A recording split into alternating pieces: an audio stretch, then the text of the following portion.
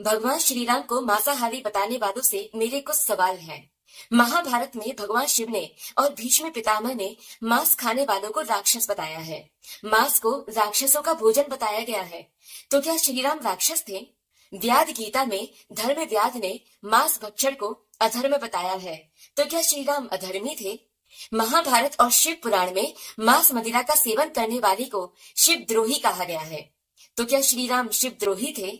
अगर श्री राम शिव द्रोही होते तो भगवान शिव ने विजय श्री का आशीर्वाद श्री राम को क्यों दिया था? स्कंद पुराण में कहा गया है कि मांस मदिरा करने वालों से भगवान शिव दूर हो जाते हैं, लेकिन शिव जी तो श्री राम के भक्त हैं।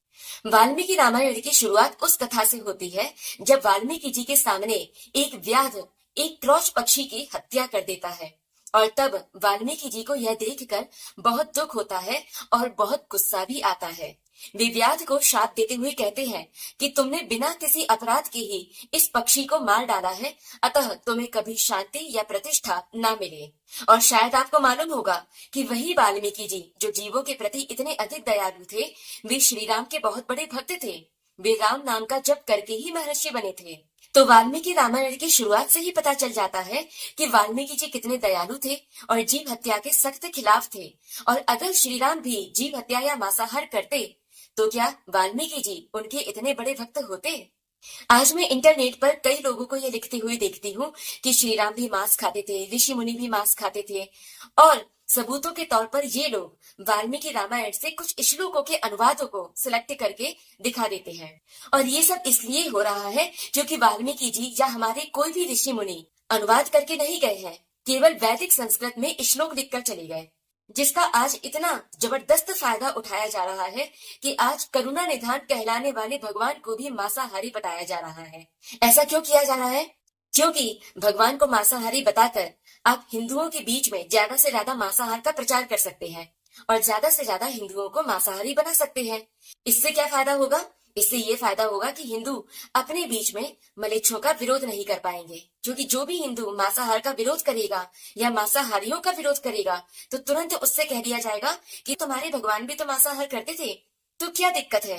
तो हमारा विरोध क्यों कर रहे हो? मांसाहार में कोई पाप नहीं है, आराम से करो, तुम्हारे भगवान भी करते थे। आप खुद सोचिए, जितने ज्यादा से ज्यादा हिंदू मांसाहारी होंगे तो वे मलेच्छों का उतना ही तो कम विरोध करेंगे, क्योंकि वे विरोध कर नहीं पाएंगे, क्योंकि तुरंत उनसे कह दिया जाएगा कि तुम भी तो मांसाहार करते हो। सोचिए, अगर हिंदुओं के भगवानों को मांसाहारी बता दिया जाए तो फिर हिंदू किस नाम से मलेच्छों का विरोध करेंगे? क्योंकि तुरंत उन हिंदुओं से ये कह दिया जाएगा कि तुम्हारे भगवान भी तो मांसाहार करते थे, तो तुम किस मुंह से विरोध कर रहे हो? और यही कारण है कि आज हिंदू विरोधी लोग हिंदुओं के भगवानों को या ऋषि मुनियों को सबको मांसाहारी साबित करने में जुटे रहते हैं।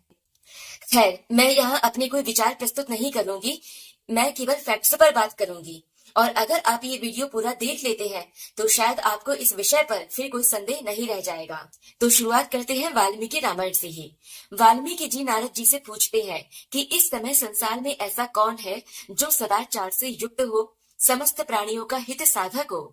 तो यहाँ वाल्मीकि जी बहुत सारे गुणों का वर्णन करते हैं और पूछते हैं कि क्या इस समय संसार में ऐसा कोई है जिसमें ये सारे गुण विद्यमान हो। और तब नारद जी बताते हैं कि इस समय श्री राम ही ऐसे हैं जिनमें ये सारे गुण विद्यमान हैं। अयोध्या कांड में स्वयं श्री राम ने भी महर्षि जाबाली को बताया है कि समस्त प्राणियों पर दया करना धर्म का स्वरूप है। वाल्मीकि रामायण के सुंदर कांड में हनुमान जी बताते हैं कि श्री राम समस्त जीवों की रक्षा करते हैं। वाल्मीकि रामायण से ही मालूम चलता है कि कोई भी ऋषि मुनि अपने आश्रम में हिंसा या जीव हत्या आदि को बिल्कुल पसंद नहीं करता था। जैसे वाल्मीकि रामायण में ही महर्षि विश्वामित्र जी राजा दशरथ जी से कहते हैं कि जब मैं यज्ञ करता हूँ तो राक्षस लोग उसमें मांस रक्त गिराकर उसे अपवित्र कर देते हैं, जिससे मुझे सिद्धि प्राप्त नहीं हो पा रही है। और राक्षस लोग ऐसा इसलिए करते थे क्योंकि सात्विक यज्ञ से दैवी शक्तियां बढ़ती हैं, यानी देवताओं की शक्तियां बढ़ती हैं, और तामसी यज्ञ से राक्षसी शक्तियां बढ़ती हैं। और इसीलिए रावण, मेघनाथ जैसे राक्षस तांत्रिक या तामसी पूजा करते थे। और यही तो कारण है कि आज मांसाहार का या पशु बलि का किसी न किसी बहाने इसलिए इतना अधिक प्रचार होता है ताकि मलेच्छों की शक्तियों का या राक्षसी शक्तियों का विस्तार हो सके। खैर, वाल्मीकि रामायण में ही जब वानर राज बाली दुदुम्भी राक्षस का वध करके उसे मतंग ऋषि के आश्रम के पास फेंक देता है, तो उसके रक्त की बूंदें मतंग ऋषि के आश्रम में भी गिर जाती हैं।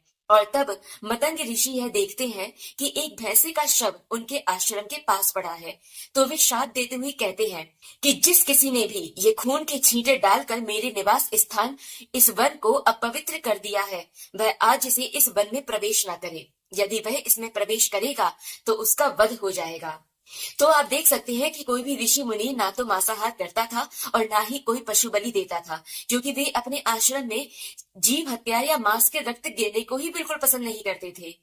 अब फिर से आते हैं श्री राम पर। तो वाल्मीकि रामायण के अयोध्या कांड के सर्ग 28 में श्री राम बताते हैं कि वन में जाने वाले मनुष्य किस प्रकार से रहते हैं और क्या खाते हैं, क्या पहनते हैं। वे सीता जी से कहते हैं कि सीते, दिन भर के परिश्रम से थके मांदे मनुष्य को रात में जमीन पर अपने आप गिरे हुए सूखे पत्तों के बिछौने पर सोना पड़ता है। वहां मन को वश में रखकर वृक्षों से स्वतः गिरे हुए फलों के आहार पर ही दिन रात संतोष करना पड़ता है। अपनी शक्ति के अनुसार उपवास करना, सिर पर जटा का भार ढोना और वलकर वस्त्र धारण करना, यही वहां की जीवन शैली है। अगर आपने अध्यात्म रामायण पढ़ी हो तो वहां भी अयोध्या कांड के सर्ग 4 में श्री राम सीता जी को बताते हैं कि सीते, वन में भोजन के लिए कड़वे और खट्टे फलमूल आदि ही मिलते हैं। किसी प्रकार के पूरे आदि व्यंजन वहां कभी नहीं मिलते और फल भी सदा नहीं मिलते। किसी किसी समय वे कहीं नहीं मिलते। तो आप देख सकते हैं कि इन श्लोकों से साफ पता चलता है कि श्री राम शुद्ध शाकाहारी थे और वे पशु पक्षियों को खाने वाली वस्तु मानते ही नहीं थे। इसीलिए तो उन्होंने ऐसा कहा है कि वन में भोजन के लिए फल मूल ही मिलते हैं। उन्होंने वन में कंद मूल फलों के आहार पर ही दिन रात संतोष करने की बात कही है। अब जैसे कि मेरे जैसा कोई शुद्ध शाकाहारी व्यक्ति अगर जंगल में जाए तो वो तो यही कहेगा ना कि भाई जंगल में तो केवल फल मूल ही मिलते हैं, क्योंकि हम जानवरों को, पक्षियों को खाने की वस्तु समझते ही नहीं है, तो हम उनको खाने की कैटेगरी में गिनेंगे ही नहीं। ये तो कॉमन सेंस की बात है। तो श्री राम भी यही कह रहे हैं कि हम घर में या महल में जो रोज रोज अच्छे अच्छे पकवान वगैरह खाते रहते हैं, उन्हें त्याग कर अब 14 वर्षों तक केवल फल मूल से ही संतोष करने की बात कही गई है। वाल्मीकि रामायण के अयोध्या कांड के सर्ग 20 में श्री राम प्रतिज्ञा करते हुए कहते हैं कि मैं 14 वर्षों तक निर्जन वन में रहूंगा और वन में सुलभ होने वाले वलकल आदि को धारण करके फल मूल के आहार से ही जीवन निर्वाह करता रहूंगा। श्री राम आगे कहते हैं कि मैं राजभोग्य वस्तु का त्याग करके मुनि की भांति कंद मूल और फलों से जीवन निर्वाह करता हुआ 14 वर्षों तक निर्जन वन में निवास करूंगा। वाल्मीकि रामायण के अरण्य कांड के सर्ग 19 में शूर्पणखा अपने भाई खरदूषण को श्री राम और लक्ष्मण जी का परिचय देते हुए कहती है कि भैया, वन में 2 तरुण पुरुष आए हैं जो देखने में बड़े ही सुकुमार, रूपवान और महान बलवान हैं। फल और मूल ही उनका भोजन है। वे जितेंद्रिय, तपस्वी और ब्रह्मचारी हैं। दोनों ही राजा दशरथ के पुत्र और आपस में भाई भाई हैं। उनके नाम राम और लक्ष्मण हैं। तो यानी कि आप देख सकते हैं कि शूर्पणखा जैसी राक्षसी भी जानती है कि श्री राम शुद्ध शाकाहारी हैं और फल मूल ही उनका भोजन है। लेकिन सोचिए, आज के राक्षस तो शूर्पणखा से भी गए गुजरे हैं, जो श्री राम को मांसाहारी बताते हुए थकते नहीं हैं। आप चाहे महाभारत पढ़े, चाहे पुराण पढ़े, या आप वाल्मीकि रामायण पढ़े या वेद पढ़े, उपनिषद पढ़े, अगर आप सही अनुवादों को पढ़ते हैं, तार्किक अध्ययन करते हैं, तुलनात्मक अध्ययन करते हैं, तो आपको पता चलेगा कि सनातन धर्म में मांस को अभक्ष ही कहा गया है। इसे भोजन की कैटेगरी में रखा ही नहीं गया है। इसे राक्षसों का भोजन कहा गया है। हमारे यहाँ जानवर पक्षियों की भी पूजा होती है किसी न किसी बहाने। हमारे यहाँ मछली किसी भी हिंदू को नहीं खानी चाहिए। मछली तो भगवान विष्णु का प्रथम अवतार है। और वाल्मीकि रामायण के आगे के श्लोकों से भी स्पष्ट हो जाता है कि मांस को राक्षसों का भोजन बताया गया है। युद्ध कांड के सर्ग 19 में विभीषण ने राक्षसों का परिचय इस प्रकार दिया है कि हे श्री राम, लंकापुरी में 10 कोटि सहस्त्र राक्षस बसते हैं। ये काम रूपी राक्षस मांस खाते और रक्त पिया करते हैं। आज कुछ अलग ही टाइप के लोग ये प्रचार करते रहते हैं कि श्री राम मांस खाते थे, जबकि वाल्मीकि रामायण के अनुसार श्री राम तो मांस पक्षियों का वध करते थे। बाल कांड के सर्ग 30 में श्री राम राक्षसों को देखते ही लक्ष्मण जी से कहते हैं कि देखो लक्ष्मण, मांस भक्षण करने वाले दुराचारी राक्षस आ पहुंचे। मैं मानवास्त्र से इन सबको उसी प्रकार मार भगाऊंगा जैसे वायु के वेग से बादल छिन्न भिन्न हो जाते हैं। और अब मैं यज्ञ में विघ्न डालने वाले इन दूसरे दुराचारी, पाप कर्मी एवं रक्त भोजी राक्षसों को भी मार गिराता हूँ। तो आप देख सकते हैं कि सनातन धर्म में मांस खाने को स्पष्ट तौर पर अधर्म बताया गया है। अगर आप महाभारत पढ़ें, जो कि बहुत विस्तृत है, और इसलिए लोगों की पढ़ने की हिम्मत ही नहीं होती, पूरा पढ़ते ही नहीं है, केवल 2-4 श्लोक पढ़कर ही अपना ज्ञान बघाड़ने लगते हैं। लेकिन महाभारत में भगवान श्री कृष्ण ने कई जगहों पर शिकार का स्पष्ट विरोध किया है। भगवान शिव ने मांसाहार और जीव हत्या का कड़े शब्दों में विरोध किया है। और आप देख सकते हैं कि जो जो राजा अपने मनोरंजन के लिए शिकार पर गए और बेवजह उन्होंने जीव हत्या की, उन राजाओं को शाप भी भोगने पड़े, फिर चाहे वो राजा दशरथ जी हो या राजा पांडु। आज कुछ लोग महाभारत से 2-4 श्लोकों के अनुवाद दिखाकर पांडवों को भी मांसाहारी बता देते हैं। लेकिन आप खुद सोचिए, जरा कॉमन सेंस रखिए कि अगर पांडव वास्तव में मांसाहारी होते तो क्या श्री कृष्ण उनके पक्ष में होते? क्योंकि श्री कृष्ण केवल धर्म की साइड रहते हैं। पूरी गीता पढ़ लीजिए, श्री कृष्ण केवल धर्म की साइड रहते हैं। और महाभारत में ही बहुत जगहों पर मांसाहार को स्पष्ट रूप से अधर्म बताया गया है। और गीता में भी भगवान श्री कृष्ण ने साफ बताया है कि तामसी भोजन का तमोगुण से स्पष्ट संबंध है और तमोगुण से अज्ञानता बढ़ती है। आप महाभारत में जाकर खुद पढ़ लीजिए, जहाँ पर कलयुग का वर्णन किया गया है। वहां पर बताया गया है कि कलयुग में सभी लोग मांस भक्षी हो जाएंगे, मछली के मांस से भी जीविका चलाएंगे, भक्ष अभक्ष का विचार नहीं करेंगे। तो यानी कि मांस खाना कलयुग की निशानी माना गया है, कलयुग का लक्षण माना गया है। अच्छा, अब वाल्मीकि रामायण के एक श्लोक पर आते हैं। इससे भी आपको बहुत कुछ समझ में आ जाएगा। तो एक श्लोक आता है अयोध्या कांड के सर्ग 20 में, जहाँ श्री राम कहते हैं कि मैं राजभोग्य वस्तु का त्याग करके मुनि की भांति कंद मूल और फलों से ही जीवन निर्वाह करता हुआ 14 वर्षों तक निर्जन वन में निवास करूंगा। तो इस श्लोक में आमिष शब्द आया है और यहाँ पर आमिष का अर्थ राजभोग बताया गया है।